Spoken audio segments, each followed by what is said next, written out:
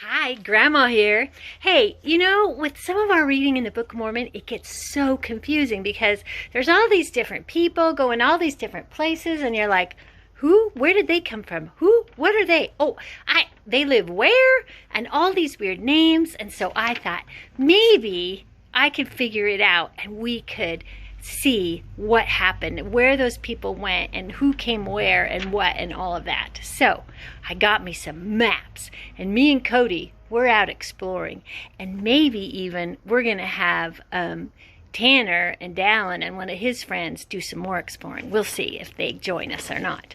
Okay, so first, let me tell you what happened. First there was Nephi, right? On the boat with his family, and they landed in the Promised Land, right? Okay, so first, Nephi and his family arrived in the Promised Land. When they were there, they planted crops and things were going okay, but the Lamanites were always causing trouble. And one night the Lord said, hey, take your animals and your crops that you can pull up and go find a new place to live, because these guys are not going to leave you alone. So they followed this path, although they didn't have a map, but they wanted to find a new place to live. So after they stopped to get a drink in the lake, they started traveling, and they traveled for a lot of days in the wilderness. Oh, Cody, I think you went the wrong way. I think we want to go over here. Come over here, Cody. So pretty soon they traveled. They had to go through all these different pathways, and they had to go through these jungles. And then they saw the sign for the new place, the land of Lehi Nephi. And they said, okay, this is a pretty good land. Do you like this land? Yeah, Cody's happy here. So the people of Nephi were pretty happy here for a lot of years. And they planted crops again, and they lived here really fine, and things were going pretty well. And so they lived in the city of Nephi. See how they traveled from where they first landed to the city of Nephi. But then things started going downhill. And we've already been through a lot of prophets at this point. We've already had First Nephi, and we've read Second Nephi, and Jacob, Enos, Jerem, Omni, and then the Lamanites are doing mean things again, lots of mean things. And so the Lord tells Mosiah that he should take all of the righteous people that will listen to Heavenly Father and go find a new land quick. So this is what they did. So Mosiah took all the people he could and went into the wilderness. It was a horrible, rough wilderness. And they were in the wilderness quite a while. They saw a lot of things and bees and lots of stuff. They passed by lots of lakes. They had their trusty dog with them. Cody, can you help me find this wilderness? Come over here. We're still in the wilderness, as you can see. There's lots of wilderness all around us. Hey, I see a city over there. There seems to even be people who play basketball and go down slides. Where is this place? Oh my gosh. This place is called the land of Zarahemla. Let's see on this map.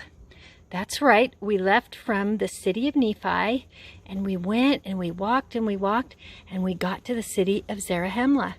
And guess what? There were people here. There was people here playing basketball, swimming in the pool. There was all kinds of people in the land of Zarahemla. They were the people of Zarahemla. And the Nephites are like, whoa, where did you guys come from? And they said, well, actually, they left Jerusalem about the same time as Nephi did. And they came over here, and their leader was not named Nephi. His name was Mulek. But you know what? We couldn't understand these people because their language had changed so much that they didn't speak the same language as we did. So we had to teach them how to talk to us. So the people of Nephi and the people of Zarahemla got together, and they were living pretty nice. And time passed, and King Mosiah died, And then King Benjamin was the leader, and then his son Mosiah became the king, and things were really peaceful.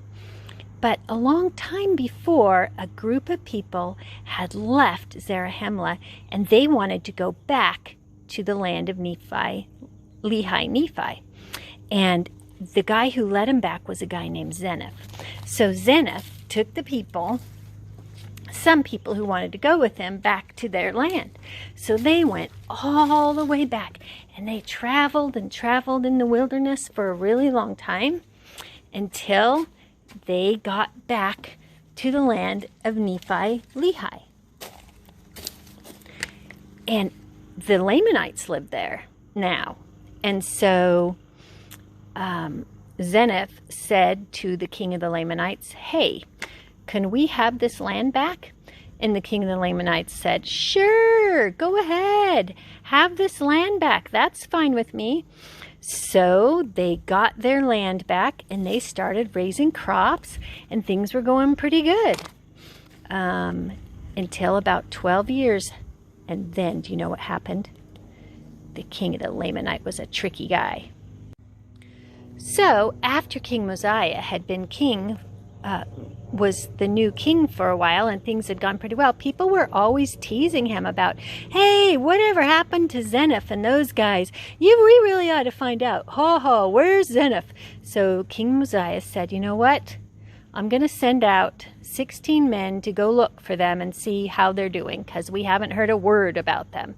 So he sent 16 men, and the leader of those men was named Ammon, but he's not the same Ammon that we learn about later. So those 16 men went to go find what happened to them. And they didn't know how to get there. So they went through a lot of trouble in the wilderness. And they were lost for a long time, and they were really hungry and really tired. And they got on a hill, and they could see the land of Nephi Lehi over there.